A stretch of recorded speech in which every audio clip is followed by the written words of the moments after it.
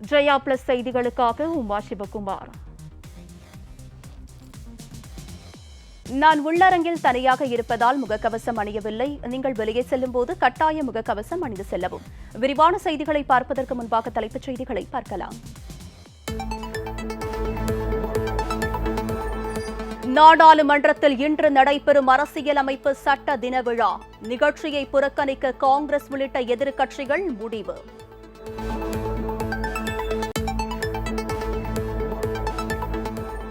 அனைத்து மாநிலங்கள் மற்றும் யூனியன் பிரதேசங்களிலும் கொரோனா தடுப்பூசி போதுமான அளவில் கையிருப்பு.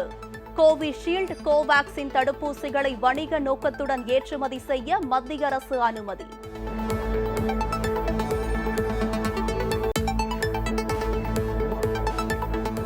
மருத்துவ படிப்புகளுக்காக நடத்தப்படும் நீட் நுழைவுத் தேர்வு ஆண்டுக்கு 2 முறை நடத்துவது குறித்து மத்திய அரசு பரிசீலிப்பதாக தகவல்.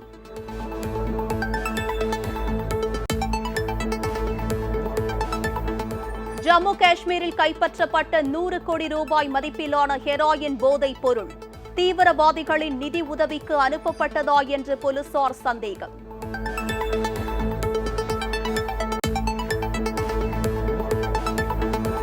கொடைக்கானலில் இடைவிடாமல் பெய்யும் தொடர் கனமழை எதிரொலி. அருவிகள், நீர்வீழ்ச்சிகள் மற்றும் நீரோடைகளில் ஆர்ப்பரித்த வெள்ளம்.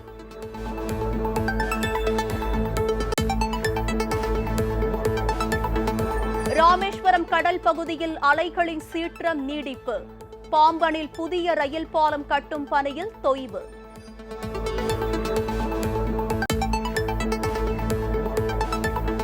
பொறியியல் கல்லூரிகளில் காலியாக உள்ள இடங்களை நிரப்ப 2ஆம் கட்ட கலந்தாய்வு. தமிழக அரசு அனுமதி.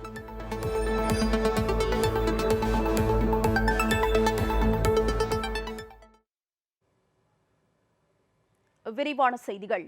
நாட்டில் அனைத்து மாநிலங்கள் மற்றும் யூனியன் பிரதேசங்களிலும் கொரோனா தடுப்பூசி போதுமான கையிருப்பு இருப்பதால் கோவிஷீல்டு, கோவாக்சின் தடுப்பூசிகளை வணிக நோக்கத்துடன் வெளிநாடுகளுக்கு ஏற்றுமதி செய்ய மத்திய அரசு அனுமதி அளித்திருக்கிறது.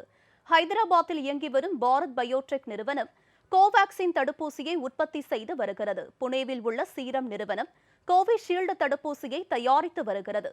சீரம் நிறுவனம் தன்னிடம் 24 கோடியே 89 லட்சம் கோவிஷீல்டு தடுப்பூசிகள் கையிருப்பில் இருப்பதாகவும் நாள்தோறும் கையிருப்பு அதிகரித்து வருவதாகவும் சமீபத்தில் மத்திய அரசிடம் தெரிவித்தது.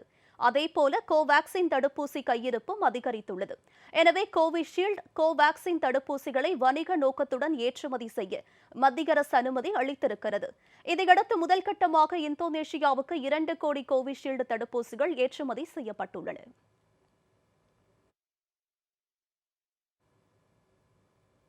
நாடாளுமன்றத்தில் இன்று நடைபெறும் அரசியலமைப்பு சட்ட நாள் நிகழ்ச்சியை புறக்கணிக்க காங்கிரஸ் உள்ளிட்ட எதிர்க்கட்சிகள் முடிவு செய்துள்ளன. 2015ஆம் ஆண்டு முதல் ஒவ்வொரு வருடமும் நவம்பர் 26ஆம் தேதியை அரசியலமைப்பு சட்ட தினமாக மத்திய அரசு கொண்டாடி வருகிறது. அந்த வகையில் நாடாளுமன்ற மைய அரங்கில் இன்று காலை 11 மணிக்கு நடைபெறும் அரசியலமைப்பு தின விழா நிகழ்ச்சியில் குடியரசுத் தலைவர் திரு ராம்நாத் கோவிந்த் சிறப்புரை ஆற்றுகிறார். குடியரசு துணைத் தலைவர் திரு வெங்கையா நாயுடு, பிரதமர் திரு நரேந்திர மோடி, மக்களவை சபாநாயகர் திரு ஓம் பிர்லா, மத்திய அமைச்சர்கள், எம்பிக்கள் உள்ளிட்டோர் நிகழ்ச்சியில் பங்கேற்கின்றனர். இந்த விழாவில் அரசியலமைப்பு சட்ட உருவாக்கத்தின் போது நடந்த விவாதங்கள், அரசியலமைப்பு சட்டம் குறித்த புகைப்படங்கள், அரசியலமைப்பு சட்டத்தின் தொகுப்பு ஆகியவை டிஜிட்டல் முறையில் வெளியிடப்படுகின்றன. இந்த நிகழ்ச்சியை புறக்கணிக்க காங்கிரஸ் உள்ளிட்ட எதிர்க்கட்சிகள் முடிவு செய்துள்ளன. இந்திய அரசியலமைப்பை மத்திய பாஜக அரசு அவமதிப்பு செய்வதாக எதிர்க்கட்சிகள் குற்றம் சாட்டியுள்ளன.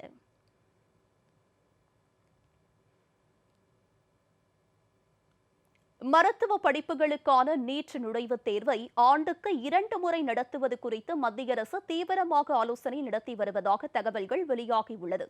மருத்துவ படிப்புகளில் சேர நீட் நுழைவுத் தேர்வு தற்போது ஆண்டுக்கு 1 முறை மட்டுமே நடத்தப்படுகிறது. ஆனால் 1 முறை தேர்வு எழுதி மாணவர்கள் நீட்டில் வெற்றி பெறுவதற்கான மதிப்பெண்களை பெறுவது கடினம் என்று கருதப்படுவதால் அதனை ஆண்டுக்கு 2ஆக பிரித்து 2 முறை நீட் தேர்வு நடத்த வேண்டும் என்ற கோரிக்கை மாணவர் மற்றும் பெற்றோர் தரப்பில் இருந்து வருகிறது. கடந்த வருடம் மத்திய கல்வி அமைச்சராக திரு ரமேஷ் பொக்ரியால் இருந்தபோது ஆண்டுக்கு 2 முறை நீட் தேர்வு நடத்துவது குறித்து பரிசீலிக்கப்பட்டாலும் முடிவு எதுவும் எட்டப்படவில்லை. இந்நிலையில் நீட் நுழைவுத் தேர்வை ஆண்டுக்கு 2 முறை நடத்துவது குறித்து மத்திய கல்வி அமைச்சகமும் மத்திய சுகாதாரத்துறை அமைச்சகமும் தீவிர ஆலோசனை நடத்தி வருவதால் விரைவில் முடிவு வெளியாகும் என்று எதிர்பார்க்கப்படுகிறது.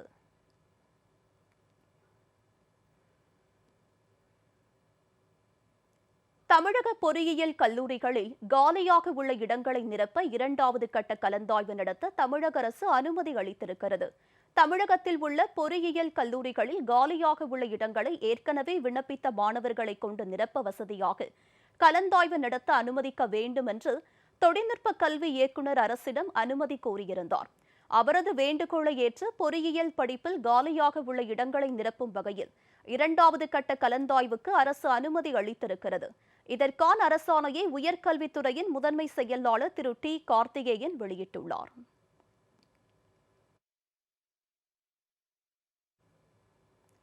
திருநெல்வேலி, கன்னியாகுமரி, ராமநாதபுரம், கரூர் உள்ளிட்ட பல்வேறு மாவட்டங்களில் தொடர்ந்து கனமழை பெய்து வருகிறது.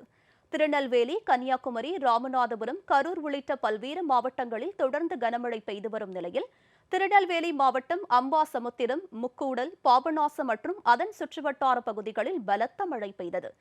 முக்கூடல் அருகே உள்ள குளம் நிரம்பி நெல்லை கடையம் பிரதான சாலையில் வெள்ளநீர் பெருக்கெடுத்து ஓடியது.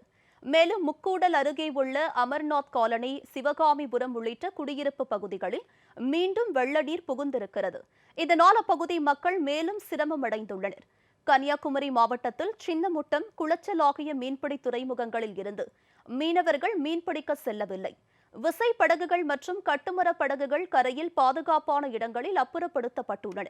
அரசின் மறு உத்தரவு வரும் வரை மீன்பிடிக்க கடலுக்கு செல்வதில்லை என்று மீனவர்கள் முடிவு செய்துள்ளனர். ராமேஸ்வரம், பாம்பன், தங்கச்சிமடம், ராமநாதபுரம் சுற்றுவட்டார பகுதியில் தொடர்ந்து மழை பெய்த நிலையில் பாம்பன் வடக்கு கடற்கரை வழக்கத்திற்கு மாறாக சீற்றத்துடன் காணப்படுகிறது. இதனால் அந்த பகுதியில் நிறுத்தி வைக்கப்பட்டிருந்த நாட்டு படகுகளை மீனவர்கள் பாதுகாப்பான இடங்களுக்கு அப்புறப்படுத்தினர்.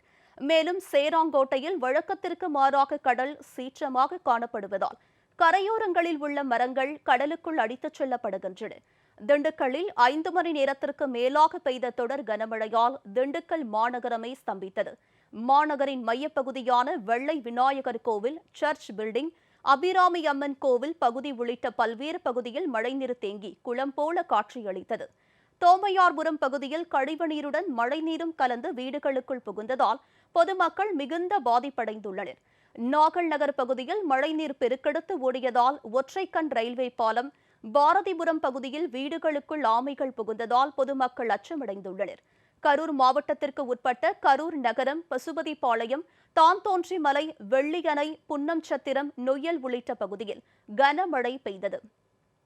கடலூர் மாவட்டம் பண்ருட்டி, திருவதிகை, நெல்லிக்குப்பம், மேல்பட்டாம்பாக்கம், வடலூர், மந்தாரக்குப்பம், நெய்வேலி, இந்திராநகர், புதுப்பேட்டை உள்ளிட்ட பகுதிகளில் காற்றுடன் கூடிய பலத்த மழை பெய்தது. செங்கல்பட்டு, மதுராந்தகம், அச்சரப்பாக்கம், மேல்மருவத்தூர், சிங்கப்பெருமாள் கோவில், கூடுவாஞ்சேரி உள்ளிட்ட பகுதிகளில் நேற்றிரவு இடி மின்னலுடன் மழை பெய்தது. சென்னை புறநகர் பகுதியான தாம்பரம், வேளச்சேரி, பல்லாவரம், மீனம்பாக்கம், சோழிங்கநல்லூர், பள்ளிக்கரணை உள்ளிட்ட பகுதியில் பெய்த மழையால் சாலைகளில் மழைநீர் தேங்கியது. இதனால் வாகன ஓட்டிகள் மிகுந்த சிரமத்திற்கு உள்ளாக்கினர்.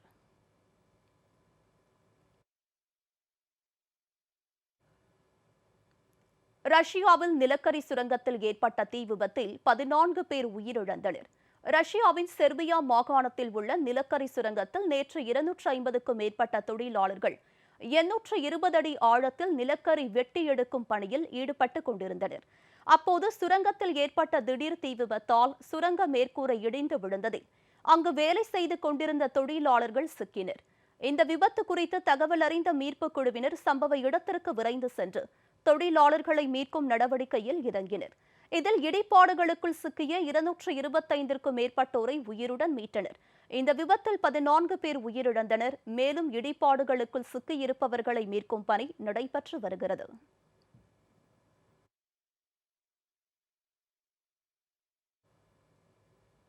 ஜம்மு காஷ்மீரில் 100 கோடி ரூபாய் மதிப்பிலான ஹெராயின் போதைப் பொருள் கைப்பற்றப்பட்டுள்ளது. தீவிரவாதிகளுக்கு நிதியுதவி செய்ய இந்த போதைப் பொருள் அனுப்பி வைக்கப்பட்டதா என்று போலீசார் தீவிர விசாரணை மேற்கொண்டு வருகின்றனர். போதைப்பொருள் கடத்தல் குறித்து ஜம்மு காஷ்மீர் போலீசாருக்கு ரகசிய தகவல் கிடைத்தது. இதையடுத்து காஷ்மீர் நெடுஞ்சாலைகளில் தீவிர வாகன சோதனை நடத்தப்பட்டது. அப்போது 52 கிலோ ஹெராயின் போதைப் பொருளை ஏற்றி வந்த சரக்கு லாரியை போலீசார் மடக்கி பிடித்தனர். ஸ்ரீநகரில் இருந்து பஞ்சாபிற்கு போதைப் பொருளை கடத்தி செல்ல முயன்ற வாகன ஓட்டுநரை கைது செய்த போலீசார் அவரிடம் விசாரணை மேற்கொண்டு வருகின்றனர். இதனிடையே பறிமுதல் செய்யப்பட்ட போதைப் பொருளின் மதிப்பு 100 கோடி ரூபாய் இருக்கும் என்று தெரிவித்துள்ள போலீசார் தீவிரவாதிகளுக்கு நிதி உதவி செய்ய இந்த போதைப் பொருள் அனுப்பி வைக்கப்பட்டிருக்கலாம் என்றும் அவர்கள் சந்தேகம் தெரிவித்துள்ளனர்.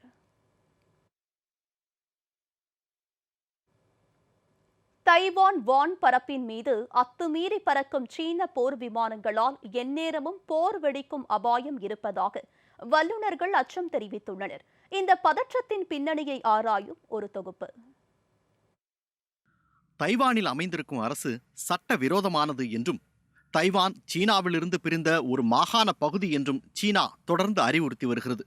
ஆனால் அதனை தைவான் முற்றிலும் மறுத்து வருகிறது. இதனிடையே தைவானின் அசுர வளர்ச்சி சீனாவிற்கு பொறாமையை ஏற்படுத்தியுள்ளது. தைவானை அச்சுறுத்த சீனாவின் கடற்படை தொடர்ந்து தைவான் கடற்பரப்பில் போர் கப்பல்களை நிறுத்தியிருந்தன. அண்மையில் நிலைமை அடுத்த கட்டத்திற்கு சென்றுவிட்டது. 100க்கும் மேற்பட்ட சீன போர் விமானங்கள் தைவான் வான் எல்லைக்குள் பறந்து அச்சுறுத்தி வருகின்றன. சீனாவை கட்டுப்படுத்த தைவான் அமெரிக்காவுடன் நெருக்கமாகி வருகிறது. 2016ஆம் ஆண்டு தைவானின் அதிபராக சாய் இங் வென் தேர்ந்தெடுக்கப்பட்டது முதல் அமெரிக்காவுடனான நெருக்கத்தை மேலும் பலப்படுத்தியுள்ளார். சீன புரட்சியின் நினைவு நாள் விழாவில் பேசிய சீன அதிபர் ஷி ஜின்பிங் தைவான் அமைதியான முறையில் சீனாவுடன் இணைக்கப்படும் என்று பேசினார். இதற்கு பதிலடி கொடுக்கும் விதமாக தைவானின் தேசிய நாள் விழாவில் பேசிய தைவான் அதிபர் சாய் இங் வென் தைவான் சீனாவுடன் இணைக்கப்படும் என்ற சீனாவின் அழுத்தத்திற்கு ஒருபோதும் நாங்கள் அடிபணிய மாட்டோம் என அதிரடியாக பதிலடி கொடுத்திருக்கிறார். இரு நாடுகளுக்கும் இடையே இப்படி தொடர்ந்து பதற்றம் அதிகரித்து வரும் நிலையில் 2025ஆம் ஆண்டுக்குள் தங்கள் மீது சீனா போர் தொடுக்கலாம் என தைவான் பாதுகாப்புத்துறை அமைச்சர் ஜியூ குவோங் செங் தெரிவித்துள்ளார். இந்நிலையில் அமெரிக்காவில் நடைபெறும் உலக ஜனநாயக மாநாட்டிற்கு தைவான், ஜப்பான், இந்தியா உள்ளிட்ட நாடுகளுக்கு அழைப்பு விடுக்கப்பட்டுள்ளது. ஆனால் சீனாவிற்கு அழைப்பு விடுக்கப்படவில்லை. இதனால் சீனா எரிச்சல் அடைந்துள்ளது. எந்த நேரமும் தைவான் மீது சீனா போர் தொடுக்கும் அபாயம் இருப்பதால் தைவானுக்கு ஆதரவாக அமெரிக்கா மற்றும் ஆஸ்திரேலியா போரில் குதிக்கலாம். ஆனாலும் கூட பலம் வாய்ந்த சீனாவின் மக்கள் இராணுவத்தை எதிர்கொள்வது அவ்வளவு சாதாரண விஷயமில்லை என்பதே நிதர்சனம். சீன ஆதரவு நாடுகளும் அமெரிக்க ஆதரவு நாடுகளும் போரில் இறங்கினால் நிச்சயம் அது 3வது உலக போராகத்தான் இருக்கும் என்று கூறுகின்றனர் வல்லுநர்கள். ஜெயா பிளஸ் செய்திகளுக்காக வெங்கடேஷ். இந்தோனேஷிய ஓபன் பேட்மிண்டன் மகளிர் ஒற்றையர் போட்டியில் ஜெர்மனி வீராங்கனையை வென்று இந்திய வீராங்கனை PV சிந்து கால் இறுதிக்கு முன்னேறியுள்ளார். இந்தோனேஷிய ஓபன் பேட்மிண்டன் போட்டிகள் தற்போது நடைபெற்று வருகின்றன. இதில் மகளிர் ஒற்றையர் போட்டியில் இந்திய வீராங்கனை PV சிந்து ஜெர்மனி வீராங்கனை யோன் லீயை 21-12, 21-18 என்ற செட் கணக்கில் வென்றார். கால் இறுதியில் PV சிந்து தென்கொரிய வீராங்கனை சிம் யுஜினை சந்திக்க உள்ளார். இதேபோன்று ஆண்கள் ஒற்றையர் போட்டியில் இந்திய வீரர் சாய் பிரனீத் பிரான்சின் கிறிஸ்டோ போப்போவை 21-17, 14-21, 21-19 என்ற செட் கணக்கில் வென்று கால் இறுதிக்குள் நுழைந்துள்ளார்.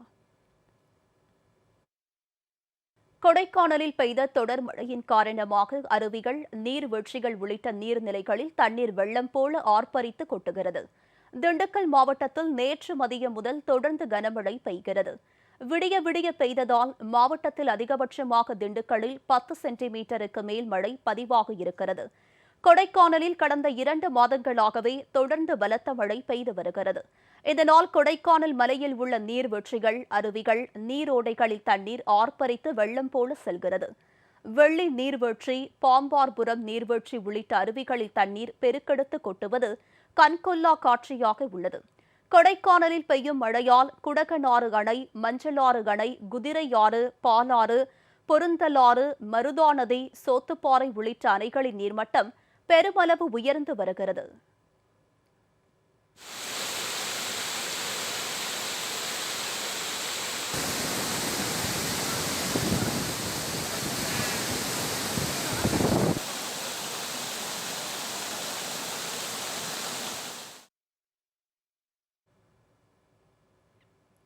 தூத்துக்குடி தூத்துக்குடி மாவட்டம் திருச்செந்தூரில் 20 சென்டிமீட்டர் அளவுக்கு மேல் மழை கொட்டி தீர்த்ததால் முருகன் கோவிலில் மழைநீர் புகுந்தது.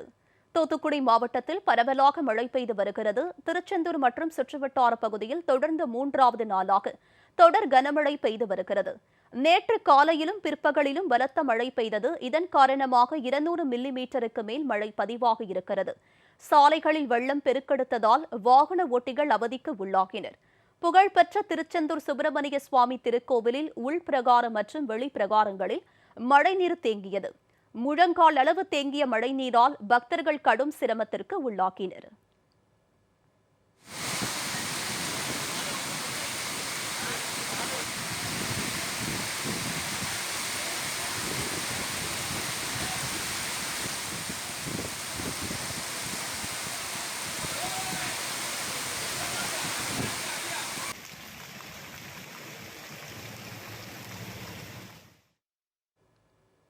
கனமழையின் காரணமாக அரசு மருத்துவக் கல்லூரி மருத்துவமனை வளாகத்தை சுற்றி முழங்கால் அளவு மழைநீர் வெள்ளம் போல சூழ்ந்துள்ளதுடன் சித்தா மற்றும் ஆயுர்வேத வார்டுகளில் மழைநீர் புகுந்து மருந்து மாத்திரைகள் சேதமடைந்துள்ளது.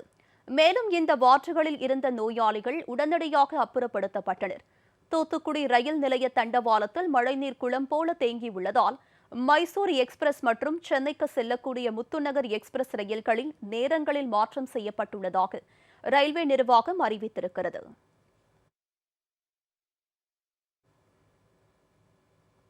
இனிவரும் செய்திகளை வேகச் செய்திகளாக பார்க்கலாம். தூத்துக்குடியில் வெள்ளத்தில் சிக்கி தவித்த பொதுமக்களை தீயணைப்புத் துறையினர் பத்திரமாக மீட்டனர். தூத்துக்குடி மாவட்டத்தில் நேற்று காலை முதல் தொடர்ந்து கனமழை பெய்து வருகிறது. இதனால் அங்குள்ள 2 ஓடைகளில் வெள்ளப்பெருக்கு ஏற்பட்டது. ஓடைகளுக்கு நடுவில் வசித்து வந்த 9 குடும்பத்தினர் வெள்ளத்தில் சிக்கிக் கொண்ட நிலையில் அவர்களை கயிறு கட்டி தீயணைப்புத் துறையினர் பத்திரமாக மீட்டனர்.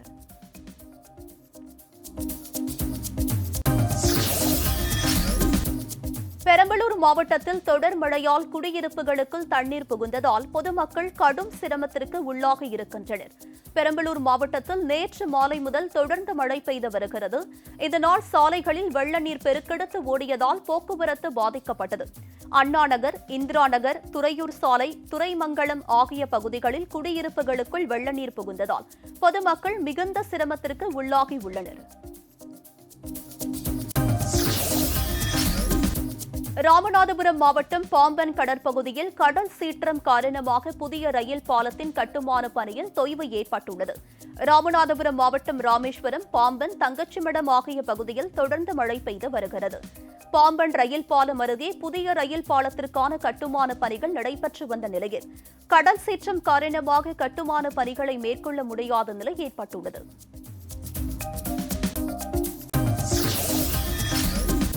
திண்டுக்கல் மாவட்டத்தில் பெய்த கனமழையால் குடகநாற்றில் வெள்ளப்பெருக்கு ஏற்பட்டுள்ளது. திண்டுக்கல் மாவட்டத்தில் நேற்று பிற்பகலில் தொடங்கிய மழை இரவு வரை நீடித்தது. இதன் காரணமாக குடகநாறு ஆற்றுப்படுகையில் அதிகளவு தண்ணீர் செல்வதால் குளிக்கவோ துணி துவைக்கவோ செல்ல வேண்டாம் என்று பொதுமக்களுக்கு மாவட்ட ஆட்சியர் எச்சரித்துள்ளார். கனமழை எச்சரிக்கையால் கொடைக்கானலுக்கு சுற்றுலா பயணிகள் வர வேண்டாம் எனவும் திண்டுக்கல் மாவட்ட ஆட்சியர் திரு விசாகன் அறிவுறுத்தியுள்ளார்.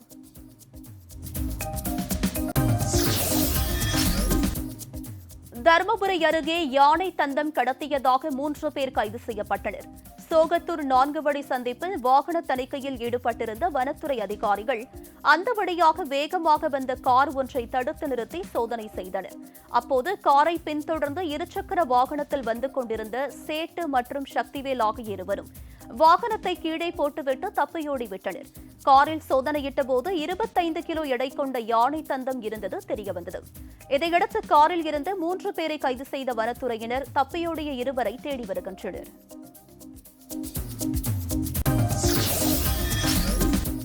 தூத்துக்குடி மாவட்டம் கோவில்பட்டி அருகே தேசிய நெடுஞ்சாலையில் கார் கவிழ்ந்து விபத்துக்குள்ளானதில் சம்பவ இடத்திலேயே 2 பேர் பரிதாபமாக உயிரிழந்தனர். மதுரையைச் சேர்ந்த ரகுநாதன் என்பவர் தனது நண்பர்களுடன் அம்பாசமுத்திரத்திற்கு காரில் சென்று கொண்டிருந்தார். கோவில்பட்டி தேசிய நெடுஞ்சாலையை கடந்தபோது ஓட்டுநரின் கட்டுப்பாட்டை இழந்த கார் சாலையோர மின் கம்பத்தில் மோதி கவிழ்ந்து விபத்துக்குள்ளானது. இதில் கோபால், முருகன் ஆகிய 2 பேர் சம்பவ இடத்திலேயே உயிரிழந்தனர். காரில் இருந்த மற்ற 2 படுகாயமடைந்தனர்.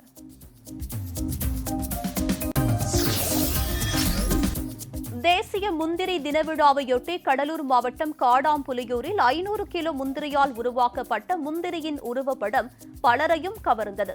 காடாம்புலியூரில் தமிழ்நாடு முந்திரி உற்பத்தியாளர்கள் மற்றும் ஏற்றுமதியாளர்கள் சங்கம் சார்பில் தேசிய முந்திரி தின விழா கொண்டாடப்பட்டது. அப்போது முந்திரிக்கு பெருமை சேர்க்கும் வகையிலும் ஆசியா புக் ஆஃப் ரெக்கார்ட்ஸில் பதிவு செய்யும் விதமாகவும் 500 கிலோ முந்திரியால் பிரம்மாண்ட உருவப்படம் உருவாக்கப்பட்டிருந்தது அனைவரையும் கவர்ந்தது.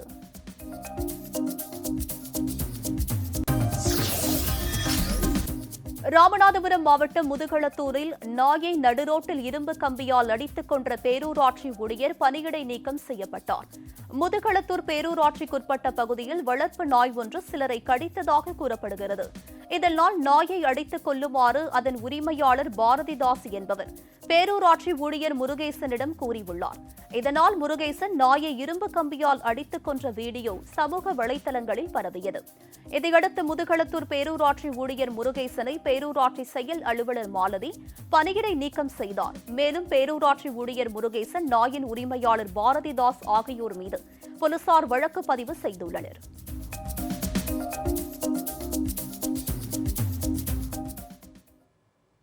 தென்னாப்பிரிக்காவில் கண்டறியப்பட்டுள்ள புதிய வகை கொரோனா வைரஸ் எதிரொலியாக வெளிநாடுகளில் இருந்து வரும் பயணிகளுக்கு தீவிர சோதனை மேற்கொள்ள மாநில அரசுகளை மத்திய அரசு கேட்டுக் கொண்டுள்ளது.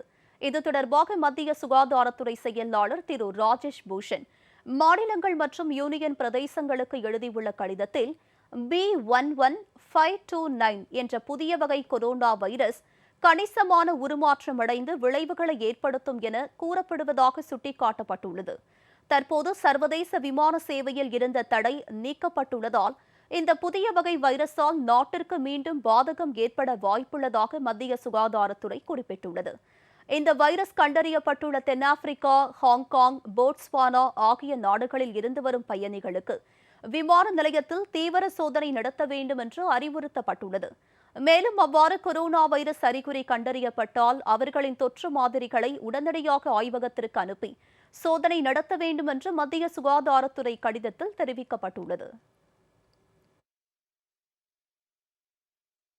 மதுரை கூடல்புதூர் பகுதியில் மழை கால்வாய்களில் உடைப்பு ஏற்பட்டு குடியிருப்புகளுக்குள் தண்ணீர் புகுந்திருக்கிறது. இதனால் அப்பகுதி மக்கள் பாதிக்கப்பட்டுள்ளனர். இதுகுறித்த கூடுதல் தகவல்களை அங்கிருந்து நேரலையில் தருகிறார் எமது செய்தியாளர் சல்மான். அவரிடம் பேசுவோம்.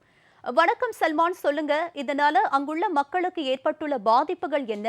இந்த மழைநீரை வெளியேற்ற நடவடிக்கை எடுக்கப்படுகிறதா? விரிவான தகவல்களை பதிவு செய்யுங்க சல்மான்.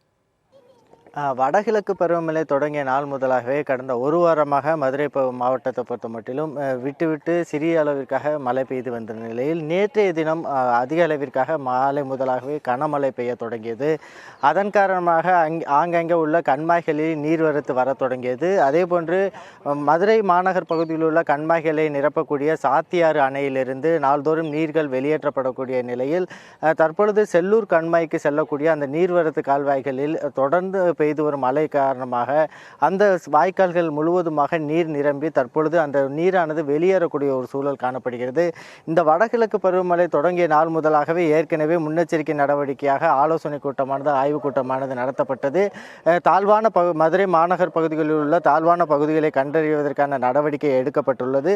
ஆனால் அந்த ஏற்கனவே மதுரை மாவட்டத்தை பொறுத்த மட்டிலும் 75% 1000க்கும் மேற்பட்ட நீர்நிலைகளானது நிரம்பி இருப்பதாக ஏற்கனவே தகவல்கள் வெளியாகி இருந்த நிலையில் ஒருவேளை அந்த நீர்நிலைகள் நிரம்பும் பட்சத்தில், மழை அதிகரிக்கும் பட்சத்தில், அந்த நீரானது வெளியேறும் பட்சத்தில் குடியிருப்பு பகுதிகளுக்கும் உள்ளே செல்வதற்கான ஒரு நிலைமையானது ஏற்கனவே ஒரு எச்சரிக்கை விடுக்கப்பட்டிருந்த நிலையிலும் கூட அதிகாரிகள் பல்வேறு பகுதிகளில் அலட்சியமாக செயல்பட்டதன் காரணமாக தற்பொழுது ஒரே நாளில் பெய்த மழைக்காகவே தற்பொழுது அந்த கூடல் நகர் பகுதியில் முழுவதிலுமாகவே வெள்ள நீர் சூழ்ந்து காணப்படுகிறது. முழுவதுமாக அந்த நீர்நிலைகள் உடைந்து தண்ணீர் வெளியேறக்கூடிய சூழலில் ஆயிரக்கணக்கான குடியிருப்பு வாசிகள் வசிக்கக்கூடிய அந்த குடியிருப்பு பகுதிகள் முழுவதுமாக வெள்ள நீர் சூழ்ந்த நிலையில் அங்கே உள்ள பொதுமக்கள் கடுமையாக பாதிக்கப்பட்டுள்ளனர். குறிப்பாக இரவு முதலாகவே அவர்கள் வெளியேற முடியாத ஒரு சூழல் காணப்படுகிறது. தொடர்ந்து தற்போது வரைக்குமாக அந்த வெள்ள நீரை வெளியேற்றுவதற்கான புகார்கள் குறித்து மதுரை மாநகராட்சியிடம் எடுத்துரைத்த போது இது பொதுப்பணித்துறைக்கு சொந்தமான நீர்நிலை என மாறியாக அவர்கள் அந்த புகார்களை திருப்பிவிடக்கூடிய சூழலில் பொதுமக்கள் தொடர்ந்து இந்த பகுதியில் கடுமையாக பாதிக்கப்பட்டுள்ளனர். உள்ளனர்.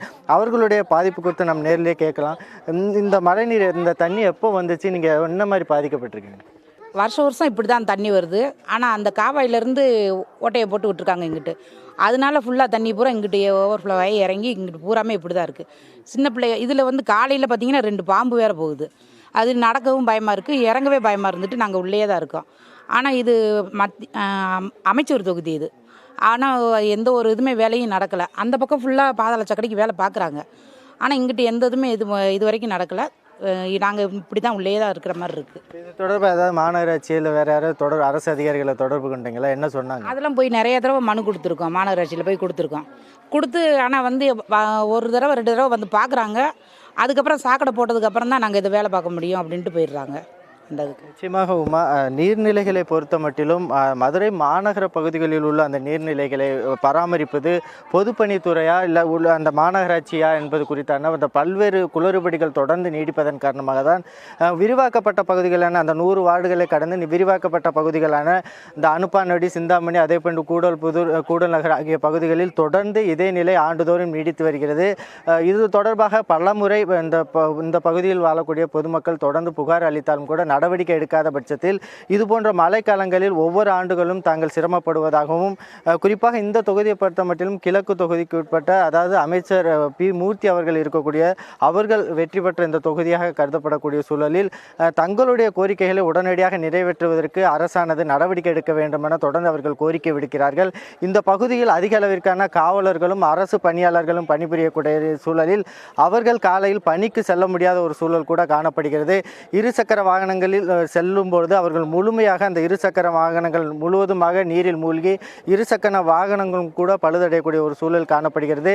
காலை முதலாகவே நீர் பெருக்கெடுத்து ஓடக்கூடிய நிலையில் உடனடியாக நடவடிக்கை எடுக்காத பட்சத்தில் முழுவதுமாக குடியிருப்பு பகுதிகள் முழுவதுமாக நீர் நிரம்பக்கூடிய ஒரு சூழல் ஏற்படும். உடனடியாக அரசு நடவடிக்கை எடுக்க வேண்டும் என தொடர்ந்து இந்த பகுதி பொதுமக்கள் கோரிக்கை விடுத்து வருகின்றனர். உமா, சல்மான், குடியிருப்புகளை சூழ்ந்து மழைநீர் தேங்கியிருக்கும் இந்த நிலையில் அமைச்சருடைய தொகுதியாகவும் இருக்கிறது. உரிய அதிகாரிகள் யாரும் இதுவரை பார்வையிடவில்லையா? மக்கள் அரசுக்கு என்ன கோரிக்கை வைக்கிறார்கள் சல்மான்?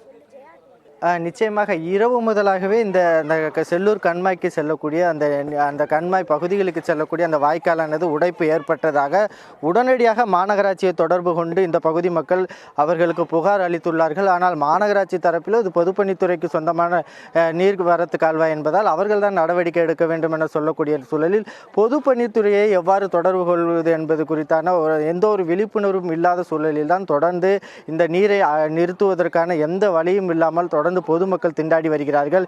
இது தொடர்பாக இந்த மாநகராட்சியிடம் சொல்லியிருந்தாலும் கூட அவர்கள் பொதுப்பணித்துறைக்கு அந்த புகாரை அவர்கள் அனுப்பியிருந்தால் உடனடியாக நடவடிக்கை எடுக்கப்பட்டிருக்கும். ஆனால் அதுபோன்ற நடவடிக்கைகள் இல்லாத ஒரு சூழல் தான் காணப்படுகிறது. தொடர்ந்து 4 மணி நேரத்திற்கு மேலாக தொடர்ந்து நீரானது வெளியேறக்கூடிய ஒரு சூழலும் காணப்படுகிறது. இது தொடர்பாக தங்களுடைய சட்டமன்ற உறுப்பினரும் அமைச்சருமான பி. மூர்த்தியும் தொடர்பு கொண்டு கூறியிருக்கக்கூடிய சூழலும் கூட நடவடிக்கை போதுமான அளவிற்கு இல்லாத ஒரு சூழல் தான் காணப்படுகிறது. தற்போது வரைக்குமாக 4 மணி நேரத்திற்கு மேலாக இந்த நிலை காணப்படக்கூடிய சூழலில் கூட எந்த அதிகாரிகளும் நேரில் ஆய்வு மேற்கொள்ளப்படாத ஒரு சூழல் தொடர்ந்து காணப்படுகிறது. மதுரை மாநகரின் ஒரு மைய பகுதியாக இருக்கக்கூடிய விரிவாக்கப்பட்ட பகுதியான இந்த கூடல் நகர் பகுதிகளில் ரயில்வே நிலையம் உள்ளிட்டவைகள் இருக்கக்கூடிய சூழலிலும் கூட நீர் வெளியேறக்கூடிய சூழலில் ஒருவேளை ரயில்வே தண்டவாளத்தில் நீர் உள்ளே சென்றால் ரயில் போக்குவரத்து கூட பாதிக்கக்கூடிய ஒரு சூழல் ஏற்படக்கூடிய ஒரு அபாயகரமான ஒரு சூழலில் உள்ள நிலையில் உடனடியாக அரசு அதிகாரிகள் நடவடிக்கை எடுக்க வேண்டும் என ஒரு கோரிக்கை எழுந்துள்ளது. தொடர்ந்து தற்பொழுதே பார்க்கலாம், அந்த பகுதியில் உள்ள பெண்கள் குழந்தைகளோடு அந்த நீரில் முழுவதுமாக முழங்கால் அளவிற்கான தண்ணீரில் தற்போதே அந்த ஒரு நிலை நீடிக்கிறது.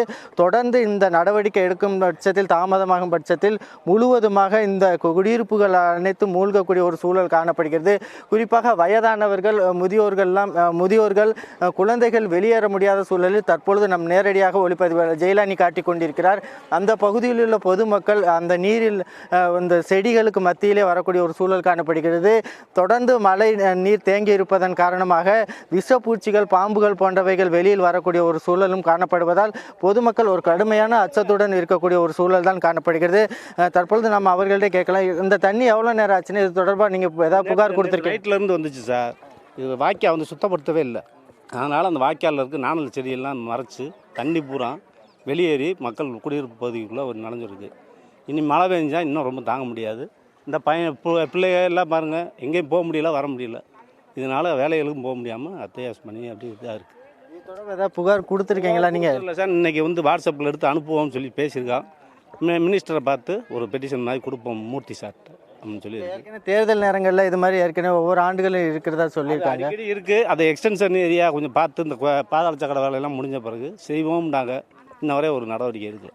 குறிப்பாக உமா, மதுரை மாநகராட்சி பகுதி மற்றும் கிழக்கு தொகுதிக்குட்பட்ட கலைநகர், கூடல் நகர் போன்ற கூடல்புதூர் ஆகிய பகுதிகளில் தொடர்ந்து இந்த பாதாள சாக்கடை பணியானது கடந்த 9 மாதங்களாகவே நடைபெற்று வருவதன் காரணமாக சாலைகளிலும் நீர் வெளியேற்ற முடியாத ஒரு சூழல் தொடர்ந்து காணப்படுவதன் காரணமாக தான் ஒவ்வொரு குடியிருப்பு பகுதிகளிலும் இதே போன்று நீர் தேங்கி இருக்கக்கூடிய ஒரு சூழல் காணப்படுகிறது.